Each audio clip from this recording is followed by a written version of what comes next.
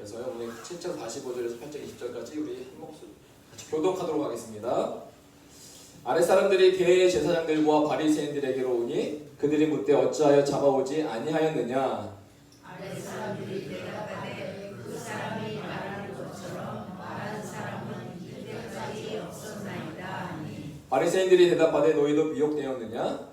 당부자들이나 바리새인 중에 그를 믿는 자가 있느냐.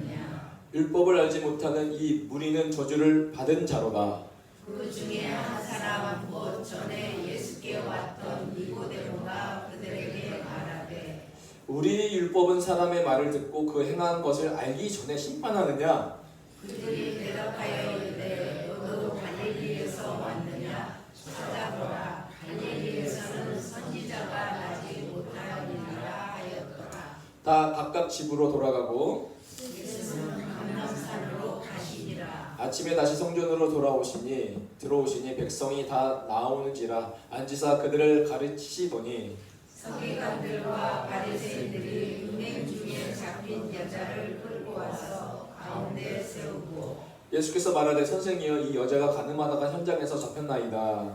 모세는 율법에 이러한 여자를 돌로 치라 명하였거니와 선생은 어떻게 말하겠나이까. 그들이 이렇게 말하면 고발할 조건을 얻고자 하여 예수를 시험함이로라. 예수께서 몸을 굽히사 손가락으로 땅에 쓰시니 그들이 묻기를 나지 아니하는지라. 이에 일어나 이르시되 너희 중에 죄 없는 자가 먼저 돌로 치라 하시고 다시 몸을 굽혀 손가락으로 땅에 쓰시니 그들이 이 말씀을 듣고 양심의 가책을 느껴 어른으로 시작하여 젊은이까지 하나씩 나가고 오직 예수와 그 가운데 섰는 여자만 남았더라. 예수께서 일어나사 여자 외에 아무도 없는 것을 보시고 이르시되 여자여 너를 고발하던 그들이 어디 있느냐?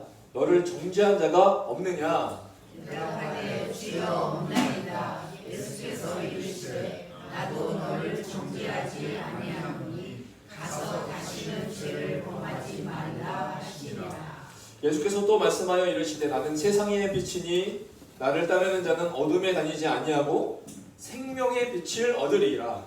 바리새인들이 이르되 내가 너를 위하여 증언하니 내 증언은 참되지 아니하노라. 예수께서 대답하여 이르시되 내가 나를 위하여 증언하여도 내 증언이 참되니 나는 내가 어디서 오며 어디로 가는 것을 알거니와 너희는 내가 어디서 오며 어디로 가는 것을 알지 못하느니라. 너희는 육체를 따라 판단하나 나는 아무도 판단하지 아니하노라. 만일 내가 판단하여도 내 판단이 참되니 이는 내가 혼자 있는 것이 아니요 나를 보내신 이가 나와 함께 계심이라.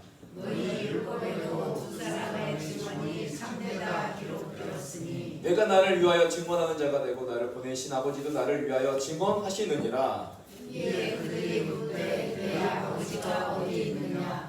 예수께서 대답하시되 너희는 나를 알지 못하고 내 아버지도 알지 못하는도다. 나를 알았더라면 내 아버지도 알았으리라. 이 말씀은 성전에서 가르치실 때 헌금함 앞에서 하셨으나 잡는 사람이 없으니 이는 그의 때가 아직 이르지 아니하였음이로라. 아멘. 네, 긴 말씀 읽느라 수고 많으셨습니다. 오늘 전체적인 이 연속 13회 내용이 몇 주간 걸쳐서 오늘 마무리 지어질 것 같습니다. 오늘 우리가 읽었던 게 7장 45절부터 8장 20절까지 읽었습니다. 사실은요, 이 사이에 오늘 핵심이, 이 본문의 핵심이 오늘 은혜나가 잡힌 여인의 이야기거든요. 근데 그 사이에, 이 이야기 사이에 7장 45절에서 8장 11절 사이에 어떤 이야기가 있었냐면 예수님의 자기 선언이었어요. 초막절, 재림절기라고 했죠. 이 초막절에 그 생수의 강이신 예수님, 누구든지 목마른 자는 내게 와서 마셔라.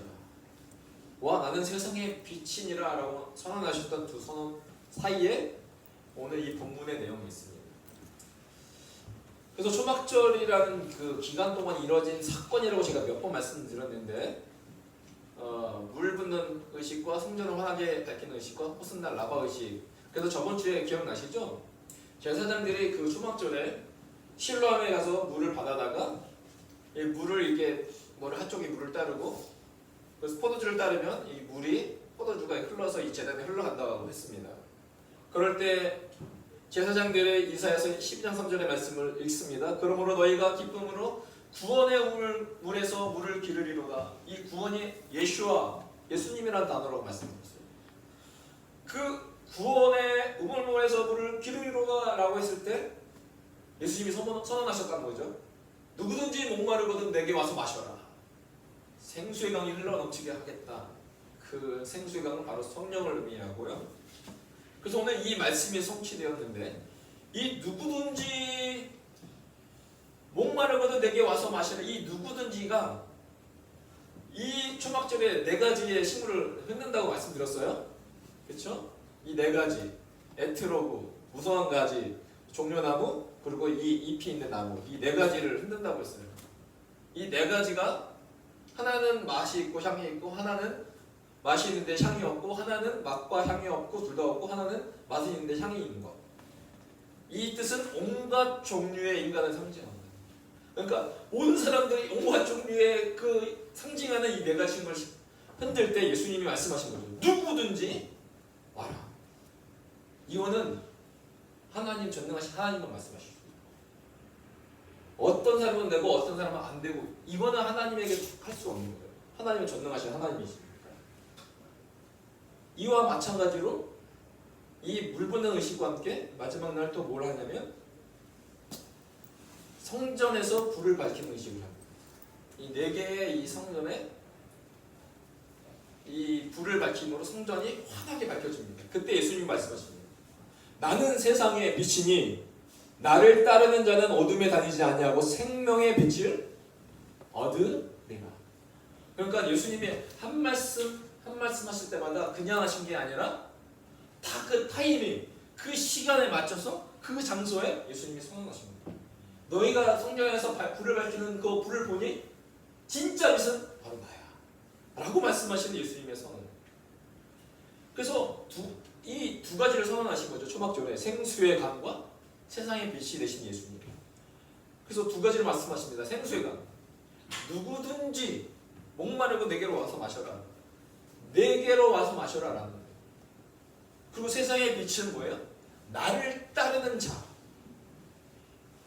내게로 와서 이제는 내게로 와라. 그리고 내게로 온 자는 어떻게 살아라? 나를 이제 따라라. 빛에 거하라. 어둠에 다니지 말아라. 그러면 생명의 빛을 얻게 될 것이다 라는 예수님의 선언이었어요. 오늘 말씀을 읽었을 때 어떤 사람이 나옵니까? 형제들이 나온 게 봤었죠. 그래서 성전에 올라가자, 유다로 올라가자 라고 말하는 형제들도 나오고, 바리새인도 나오고요, 그리고 서기관도 나올 것이고, 그리고 백성들, 무리들이 나오고요, 그리고 오늘 본문에는 가늠하다 잡힌 여인이 나옵니다. 여명 중에 잡힌 여인이 나옵니다. 그런데 주님이 말합니다. 어떤 사람이든지 간에 내게로 와. 그리고 내 나를 따르는 자가 되라 라고 오늘 선언하십니다. 언제요? 이 초막절 때 말합니다. 그러니까 이 초막절은 진정 의미가 뭐예요? 우리 주님이 자신을 통해 구원이 성취될 것이라는 것을 선포하신 그 절기가 초막절기였다는 겁니다. 이번 주에 이스라엘에서 로시아샤가 나팔절 새해가 시작됐어요. 이스라엘에서 이제 새해가 시작됐어요. 우리나라 1월이잖아요. 지금 나팔절이 시작됐어요. 그 나팔절 끝나면 대속제절, 이게 끝나면 오늘 추석 때쯤 아마 그 초막절이 시작될 겁니다. 이스라엘절. 이렇게 나 자신을 통해서 구원이 성취될 것이다 라고 선언하시는데, 그래서 오늘 우리가 읽었던 유대의 지도자들이 예수를 체포하는 일에 실패하는 그 사역에 우리가 잘 아는 이야기, 가늠하다 현장에 잡힌 여인이 나옵니다. 가늠하다 잡힌 이 여인도 예수님 앞에 나오면 그가 빛 가운데 거할 것이냐? 그렇다는 것이죠. 오늘 3절의 말씀 보면 8장 3절, 서기관들과 바리새인들이 음행 중에 잡힌 여자를 끌고 와서 가운데 세우고. 참 이렇게 잡기도 쉽지 않을 것 같아요. 그렇죠? 오늘 바리새인들이, 서기관들이 어떤 사람이죠? 이런 사람은 어떤 사람이에요? 바리새인과 서기관들. 이런 사람은 첫 번째 자기 의로 충만한 사람이에요. 나는 정말 거룩하고 나는 특별하고 나는 너희들과 다른 정말 말씀 그대로 지키며 살아가는 사람들이야 라고 생각하는 사람이 바리새인이고, 두 번째 타인의 정죄와 판단을 위해서 뭘 사용해요? 율법을 사용해요. 너 율법 보니까 너 잘못됐어. 그래서 정죄하는 거예요. 그리고 잘 보니까 이들은 스플랑크니 조마이. 예수님이 무리를 볼 때 어떤 마음을 가지셨죠? 불쌍히 여기는 마음. 국률의 마음 가지시잖아요. 근데 이들은 국률의 마음이 없는 거예요. 잘 보세요. 제가 초막절에 사람들이 4가지 신문을 준비한다고 했잖아요. 그런데 그때 바리새인들은 뭘 하고 있었죠? 사람들이 가져온 거를 너 이거 준비하느라 고생 많았다라고 하지 않고 그들이 가져온 게 진짜인지 아닌지 흠이 있는지 없는지 돋보기를 모아요? 살펴봤어요. 만약에 점 하나 흠이라도 있으면 뭐예요? 이제 정죄하게 되는 거죠. 너희가 가져온 이 에트로그가 괜찮은지 아닌지 이들은 이게 더 중요하다는 거예요. 그러니까 왜 이걸 흔드는지 의미는 이제 사라지고 없고 너희가 가져온 게 잘 준비되는지 안 되는지 이것만 보고 있는 거죠. 근데 우리 주님은 어떤 주님이세요? 우리 주님 어떤 분이에요? 누구든지 목마르거든 내게로 와서 마셔라. 그 누구든지는 뭐예요? 에트로그 같은 인생이 있는데 점이 흠 있는 사람일 수도 있어요. 종려나무 가지로 왔는데 종려나무 가지가 막 찢어질 수도 있어요. 근데 우리 주님 뭐야? 내게로 오라는 거예요. 누구든지. 너무나 차이 나는 두 지도자의 모습을 보게 됩니다. 그런데요, 음행중에 잡힌 여자를 끌고 온 이유가 있었어요. 그 이유가 뭐냐면 6절에 보니까 그들이 이렇게 말하면 고발할 조건을 얻고자 하여 예수를 시험합니다. 결국은 이들이 음행중에 잡힌 여자를 예수님에게 데려온 이유는 예수님을 고발하고 잡기 위해서. 근데 서기관들과 바리새인이 예수님을 잡기 위해서 지금 누구를 사용하는 거예요? 그렇죠. 음행하다 잡힌 여인을 사용하는 거예요. 그럼 이 여인은 어떤 존재예요? 바리새인과 서기관들에게 예수를 고발하고 잡기 위한 여인을 지금 도구로 사용하고 있다. 이들은 그 여인을 향해서 어떤 국률과 불쌍한 마음이 있는 존재가 아니에요. 이미 율법으로 정죄당한 여인이기 때문에 이참에 뭐하자? 예수를 잡자.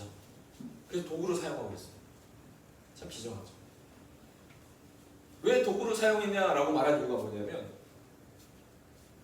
오늘 성경에서 이 여인을 어떻게 설명하고 있냐면 음행 중에 잡힌 여자라고 설명하고 있는데 이 설명을 통해서 알 수 있는 것은 음행 혼자서 하나요? 남자 여자가 같이 하는 거잖아요. 그러면 남자는 어디 있느냐는 거죠. 왜 음행 중에 잡히면 같이 데리고 와야 될 텐데 남자는 어디로 갔는지 알 수가 없고 이 여인만 데리고 왔다는 겁니다. 남자 놓고 여자만 데리고 왔다? 저는요, 누구보다도 율법을 중시한 자들은 이 서기관과 바리새인이잖아요. 그러니까 말씀대로 살아가는 자들이라고 그들이 막 의의를 막 높여 세우잖아요. 그런데 오늘 율법에 의하면 레위기서 20장 10절에 세 번역인데 남자가 다른 남자의 아내 곧 자기의 이웃집 아내와 간통하면 가늠한 두 남녀는 함께 반드시 사형에 처해야 한다. 함께라고 전해요. 근데 이 남자는 어디 갔죠? 왜 남자는 내버려 두고 이 여인만 데리고 갔죠? 확실히 알 수 있는 것은 뭐예요? 이들이 예수를 잡기 위한 여인을 뭐로 쓰고 있다? 도구로 쓰고 있다. 참 비정한 사람들인가. 어떻게 보면 종교 지도자들이 더 비정해질 수가 있구나. 말씀, 성경. 근데 성도들이 그렇게 살아가지 못한 걸 보면 위로해 줄 수도 있고 힘드시죠라고 말할 수도 있지만 왜 그렇게 못 삽니까? 라고 정죄할 수 있는 위험한 모습들이 있을 수 있겠구나. 왜냐? 안 살아봤으니까. 종교 지도자들. 그래서 서기관들은요, 이 바리새인들은 예수를 고발하고 잡기 위해 여인을 도구로 사용했습니다. 그리고 율법을 스스로 어기기까지 하였습니다. 그런데 이날은 어떤 날이라고요? 초막절. 요한복음 7장 4절. 이날은 어떤 날이요? 명절 끝나고 큰 날. 이 큰 날이 뭐예요? 호산나 라바. 많은 호산나 구원하소서. 구원을 외치는 날. 큰 구원을 외치고 호산나 라바라고 외치는 그 날에 오늘 이 큰 구원의 날에 이 바리새인과 서기관은 뭐예요? 음모와 계략을 가지고 왔다라는 겁니다. 그럼 구원의 날이면 오히려 사람을 용서하고 정죄할 것이 아니라 회복의 길로 나아가는 그 길이 아니라 오히려 사람을 죽이려고 했다는 거예요.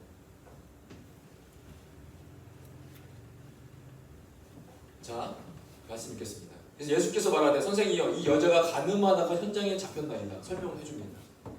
그래서 5절에 말합니다. 모세는 율법에 이러한 여자를 어떻게 하라고 했습니까? 돌로 치라 명하였거니와 선생은 어떻게 말하겠나요?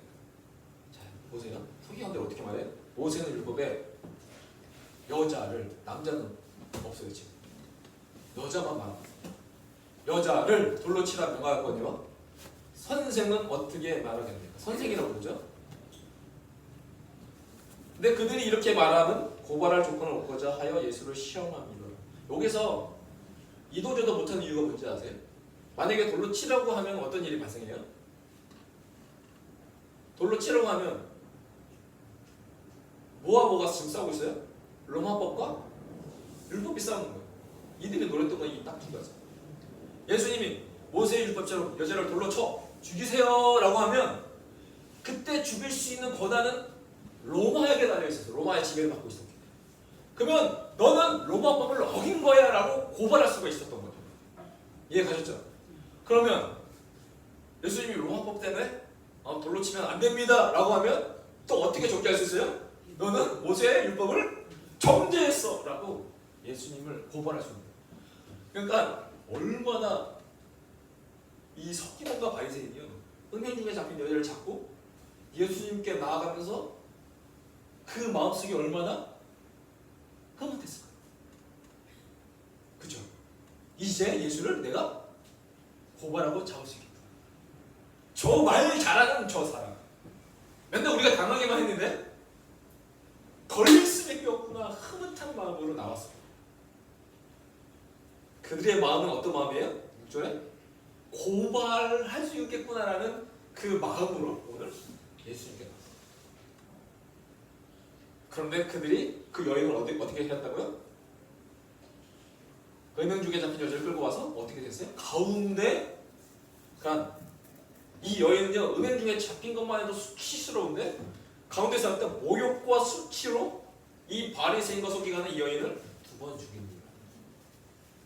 근데 이런 일이 오늘날도 이루어지고 있어요. 그 인도네시아 그 혼전의 이성과 접촉했다는 이유로 이슬람 율법 샤리아법이라고 있거든요. 그것을 위해서 공개적인 석상에서는 사람들을 다 지켜보잖아요. 그래서 태형, 때리는 오늘날도 이루어지고 있습니다. 그 사람들이 보는 앞에서 하는 이유가 뭐예요? 너희들도 이거 하면 이렇게 용서 회복이 아닌 그쵸 정죄의 모습들이 오늘도 이루어지고 있습니다. 그럴 때 예수님이 어떻게 하셨어요? 이 은행 중에 잡힌 여인을 모든 사람 앞에 세웠어요. 이 여인은 너무나도 수치로 죽고 싶은 심정이었을 거예요. 그리고 서기관과 바리새인은 이제 내가 예수를 잡았다라는 그 마음이 딱 있었을 때 예수님은 말하지 않으셨어요. 6절에 그들이 이렇게 말하면 고발할 조건을 얻고자 하여 예수를 시험함이로라. 예수께서 몸을 굽히사 무엇이었어요? 손가락으로 땅에 쓰셨습니다. 예수님은 바리새인들의 질문에 손가락으로 땅에 글을 쓰셨어요. 무엇을 쓰셨을까? 뭐 어떤 거 쓰셨을 것 같아요? 오늘 본문의 핵심은 아니에요. 왜냐하면 성경에서 말하고 있지 않기 때문에. 근데 성경에서 말하지 않으니까 더 궁금해요. 뭐라고 쓰셨을 것 같아요? 일부 고대 사본에는 오늘 나왔던 사람들의 각각의 제목을 쓰셨다 라는 사본이 있고요. 두 번째는 이렇게 주장한 사람이 참 흥미로워서 제가 소개하는데, 2번 쓰신 것을 통해 예수님이 십계명을 쓰셨을 것 같다. 왜냐면 예수님이 손가락으로 땅을 몇 번 쓰세요? 한 번이 아니에요. 2번 쓰셨어요. 6절에 몸을 굽히사 손가락으로 땅에 쓰시니, 8절에 다시 몸을 굽혀 손가락으로 땅에 쓰시니. 2번 쓰셨잖아요. 그러면 예수님이 하나님이신데 구약에서 직접 하나님이 쓰셔서 2번 주신 게 뭐예요? 십계명이다. 그래서 십계명이라고 외치는 분들도 있어요. 그러나 그것은 모르는 거죠. 이런 말도 있다. 근데 중요한 건요, 예수님이 몸을 굽혀서 손가락으로 땅을 쓰셨습니다. 근데 그 상황을 잘 보세요. 지금 사람들이 손에 돌을 쥐고 이 여인을 무리 앞에 세웠습니다. 그들의 오른손에는 이 돌이 있었어요. 그리고 그들은 생각했을 겁니다. 지금 사람들은 여인을 돌로 쳐 죽이려고 하였고, 그리고 그들의 속마음은 이제 우리가 뭘 할 수 있다? 예수를 잡을 수 있게 되었구나 라면서 이 모든 돌과 사람의 시선은 이 여인을 향하고 있었습니다. 왜? 가운데 세웠으니까. 그때 예수님이 뭐 하셨다고요? 예수님이 몸을 굽혀서 손가락으로 땅에 글을 쓰시기 시작했습니다. 땅에 글을 딱 쓰시기 시작할 때 우리의 어떤 거에 변화가 있었냐면 사람들의 시선의 변화가 있었다. 지금 시선은 어디에 있었어요? 무리 중에 세운 그 여인에게 모든 시선이 있었는데 예수님이 갑자기 몸을 굽혀서 손으로 글을 쓰심으로 사람의 시선이 여인에서 누구에게로 옮기게 하셨어요? 예수님에게로 향하게 하셨어요. 무엇을 쓰셨는지 모르겠지만 그 쓰시는 행동을 통해서 사람들의 시선이 모두가 그 여인에서 예수님에게로 옮기게 되셨어요. 이 예수님에게 시선이 옮겨지게 되었습니다.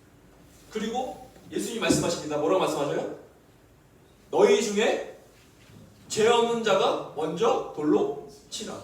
자, 먼저 이 여인에게 갔던 시선이 쓰심으로 예수님에게 시선이 왔고, 그리고 다 쓰시고 나서 너희 중에 죄 없는 자가 먼저 돌로 치라고 하셨을 때, 그러면 모든 사람들이 이제 시선을 어디로 향할까요?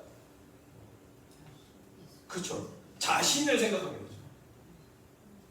너희 중에 죄 없는 자가 돌로 치라. 그러면 그 글을 봤단 말입니다. 뭐 어떤 걸 쓰는지 모르겠지만, 그리고 너희 중에 죄 없는 자가 먼저 돌로 치라고 했을 때 처음에 가졌던 그 여인에 대한 시선이 이제는 각각의 돌을 잡고 있는 그 사람들의 시선에 자기 속마음을 보게 되었다는 거예요. 그리고 뭐를 발견하게 됩니까? 나의 죄를 발견. 오늘 예수님이 하신 건 뭐예요? 너희들이 정죄한 두 눈의 그 시선을, 그래서 그 여인에게 향했던 그 시선을 지금 누구에게 돌리게 하셔요? 자기 스스로 돌리게 하시는 예수님의 모습입니다. 그래서 사람들이 어떻게 해요? 들었던 이 돌을 내려놓게 됩니다.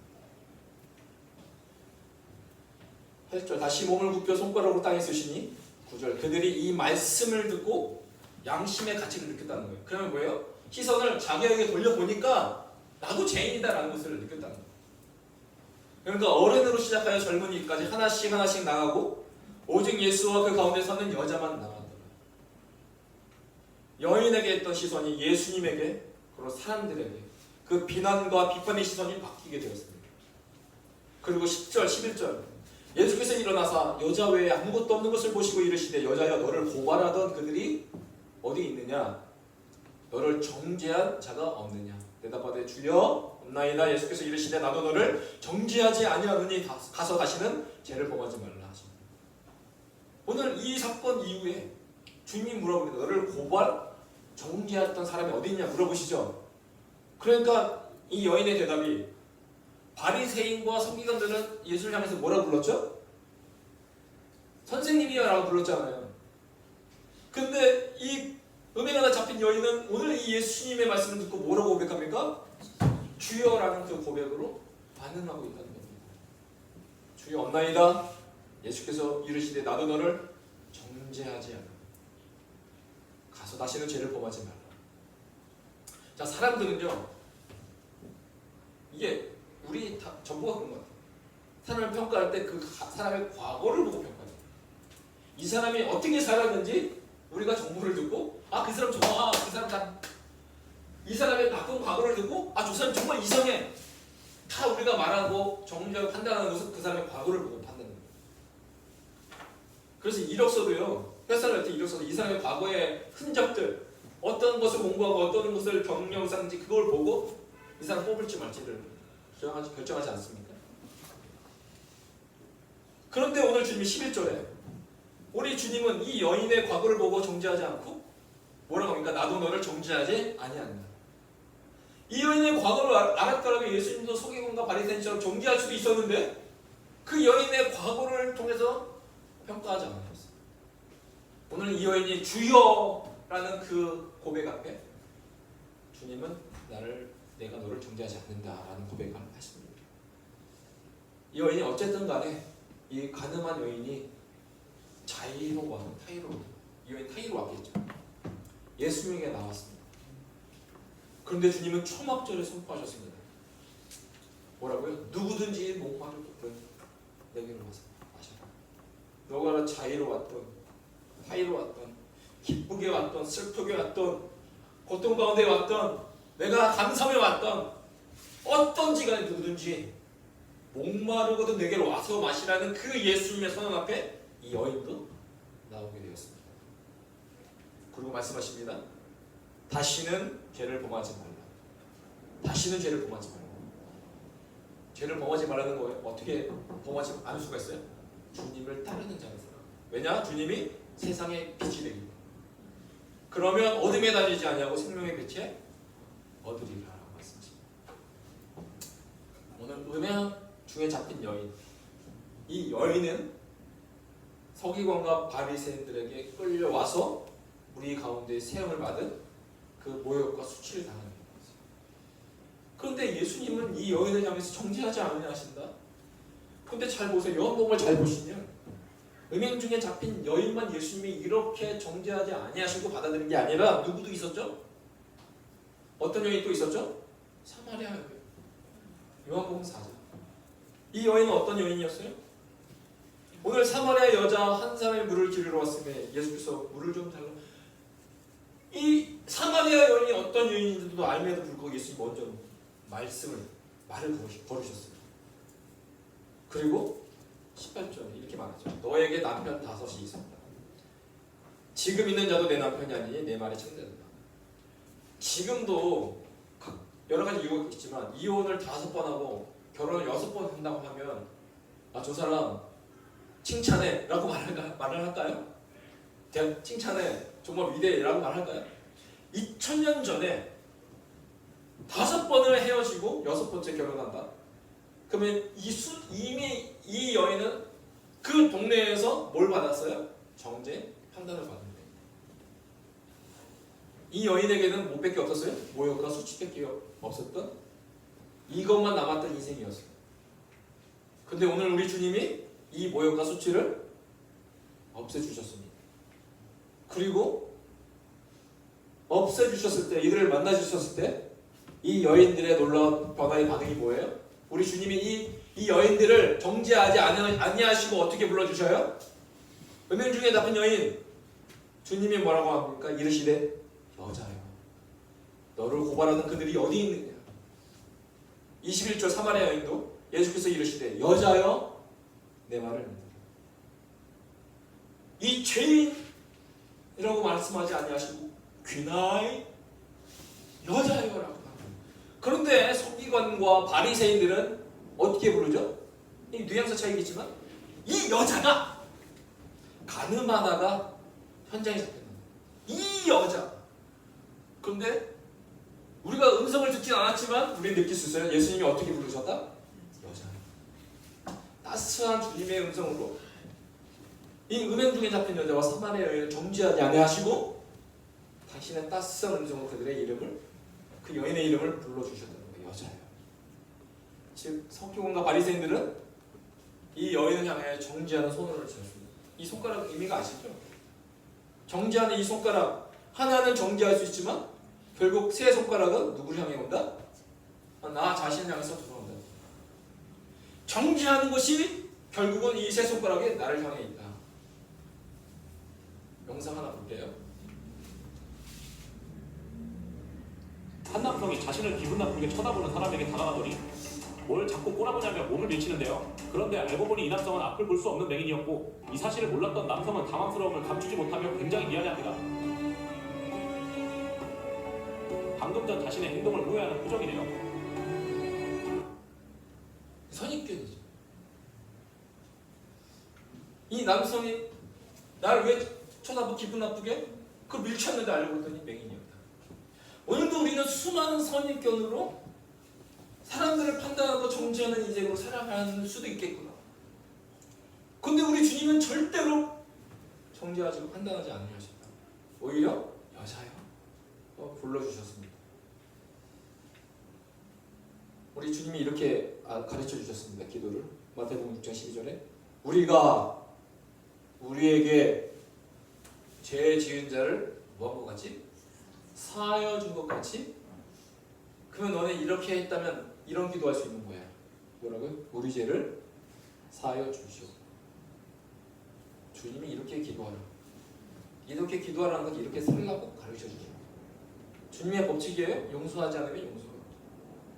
그래서 욥기의 42장의 마무리는 어떻게 됩니까?